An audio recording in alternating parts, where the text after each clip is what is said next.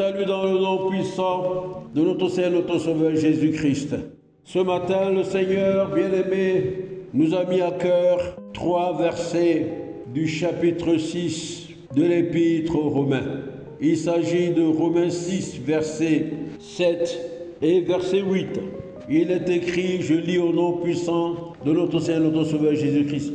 Sachant que notre vieil homme a été crucifié avec lui, afin que le corps du péché fût détruit, pour que nous ne soyons plus esclaves du péché. Verset 7, car celui qui est mort est libre du péché. 8, or, si nous sommes morts avec Christ, nous croyons que nous vivrons aussi avec lui.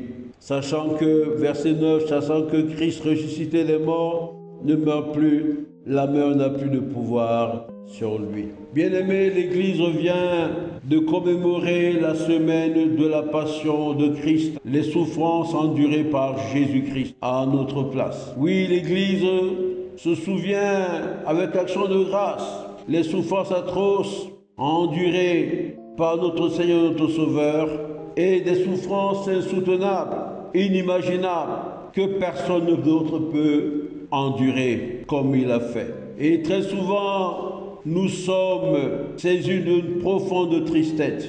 Tristesse lorsque nous pensons à cela. Et même lorsque il nous arrive de regarder un film qui parle et qui retrace, et qui essaye de retracer en réalité ce que notre Seigneur, notre Sauveur Jésus a vécu.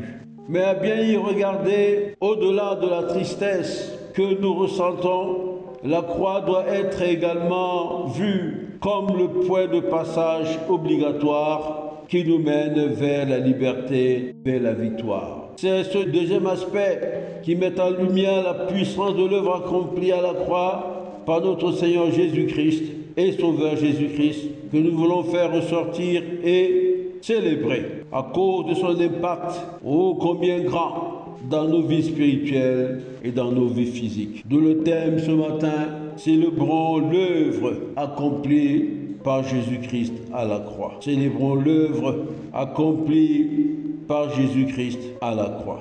3 points pour relever l'importance et les bienfaits de l'œuvre de Jésus à la croix. La première chose que nous voulons mettre en exergue, dont nous voulons parler, c'est de souligner que la croix est un autel de sacrifice. La croix est également un autel pour l'expiation de nos péchés. En deuxième lieu, nous voulons relever que la croix est le lieu de triomphe et de la victoire. Le lieu de triomphe et de la victoire. Et en troisième lieu, et au-delà de la tristesse qui nous envahit lorsque nous pensons ou lorsque nous méditons sur la passion de Christ, il y a à dire et à souligner que la croix est le lieu de la restauration, le lieu de la réconciliation avec le Père. En ce qui concerne le premier point, nous voulons partager ce qu'est la croix dans le sens d'autel de sacrifice et d'expiation de nos péchés. Eh bien, il y a une première chose que nous voulons souligner. En ce qui concerne le premier point, nous avons dit que la croix est un autel de sacrifice et un lieu d'expiation de nos péchés. Oui, la croix est un autel de sacrifice. C'est le lieu où Jésus s'est offert comme un agneau sans tache. Il a été immolé à la croix. Ce sacrifice renvoie à la loi divine qui lie le péché à la mort. Cette loi, qui est une loi immuable depuis l'Ancien Testament, nous dit une chose importante que nous trouvons dans Ézéchiel 18:4. Il est dit « L'âme qui pêche, c'est celle qui mourra ». Et dans le Nouveau Testament, cette même pensée est reprise dans Romains 6, verset 23, où il est dit « Car le salaire du péché, c'est la mort ». Mais le don gratuit de Dieu, c'est la vie éternelle en Jésus-Christ, notre Seigneur. Cette loi divine, nous devons le savoir, est une loi de laquelle personne ne peut se soustraire. Et c'est pour cela que Jésus-Christ, notre Seigneur, notre Sauveur, ayant pris sur lui les péchés de l'humanité tout entière, devait mourir. Il s'est offert à notre place, comme un agneau sans tache, à cet autel de sacrifice. Le péché l'a séparé de son Père. au point qu'il dise lui-même, Père, pourquoi m'as-tu abandonné? C'est donc une loi immuable et il a ainsi à notre place connu une mort ignoble, une mort infâme. La croix est également, comme nous l'avons dit, le lieu d'expiation de nos péchés. Expier, c'est payer pour la faute commise. Expier, c'est payer pour le péché commis. Expier, c'est purger sa peine, c'est purger sa condamnation.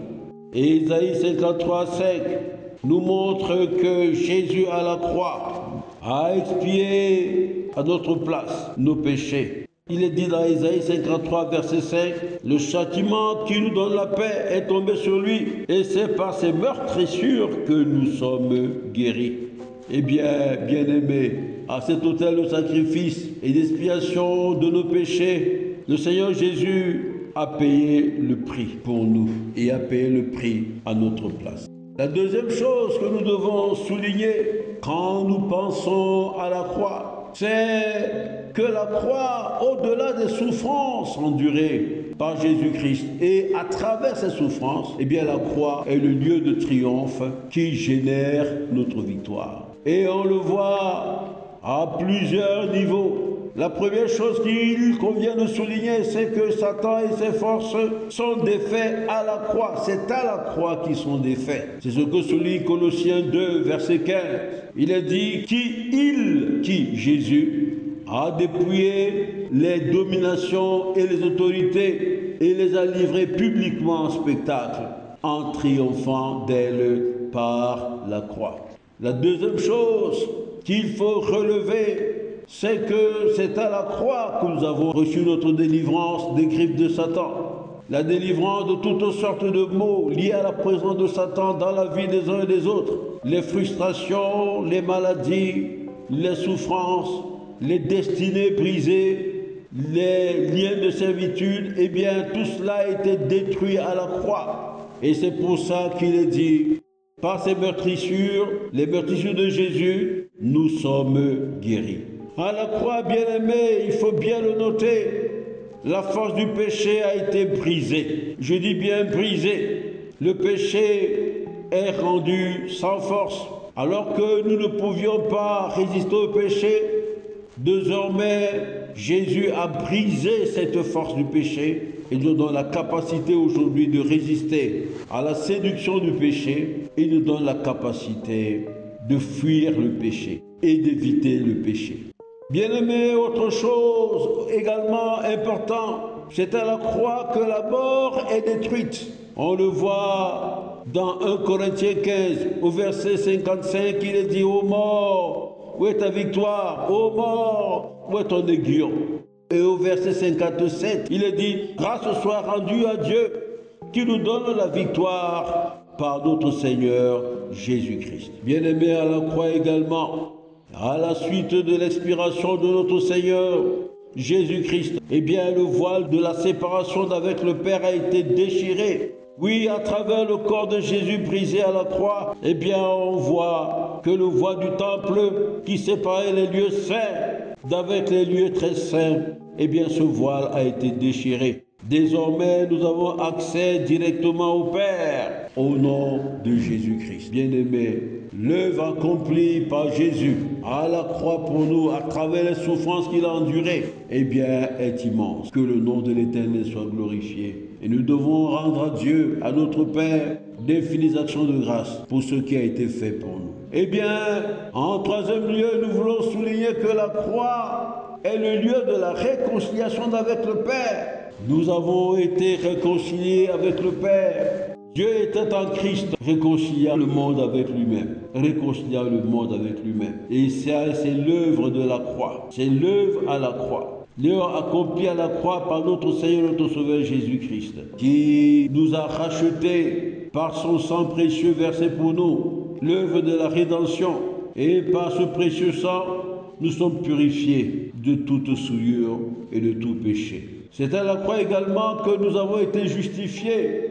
Nous sommes désormais, pour ceux qui croient en Christ Jésus et en l'œuvre accomplie à la croix, eh bien nous sommes déclarés justes devant le Père. Et nous pouvons désormais nous présenter au Père sans nous sentir coupables, parce que nous sommes déclarés justes, purifiés par le sang de Jésus, ayant payé par Christ le péché de nos fautes, ayant payé le prix de la condamnation. Eh bien, et la croix est également le lieu de la restauration de chacun de nous dans le plan originel, le plan d'origine, le plan de départ de notre Père, un plan originel et éternel de Dieu. Nous le voyons dans Jean 19, 30, lorsque notre Seigneur Jésus-Christ dit « Tout est accompli ».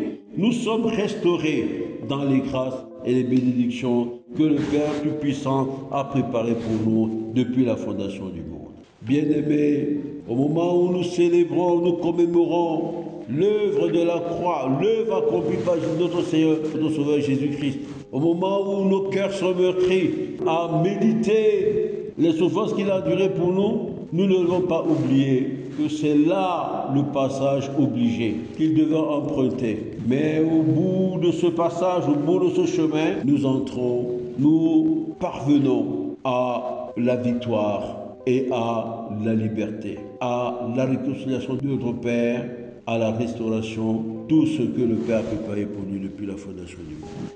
Et c'est pour cela que notre Seigneur Jésus nous dit, dans Matthieu 16, verset 24, « Oh, si quelqu'un veut venir après moi », autrement dit, si nous voulons aussi entrer dans la gloire, si nous voulons entrer véritablement dans la victoire, eh bien, il dit que si quelqu'un veut venir après moi, qu'il renonce à lui-même, qu'il se charge de sa croix et qu'il me suive.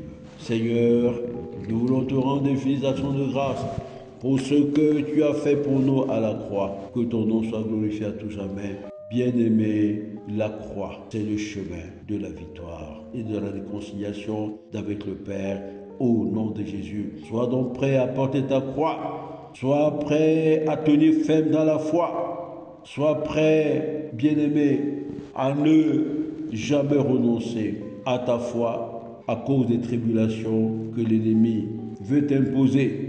Demeure ferme et tu verras la victoire à chaque instant de ta vie au nom de Jésus-Christ.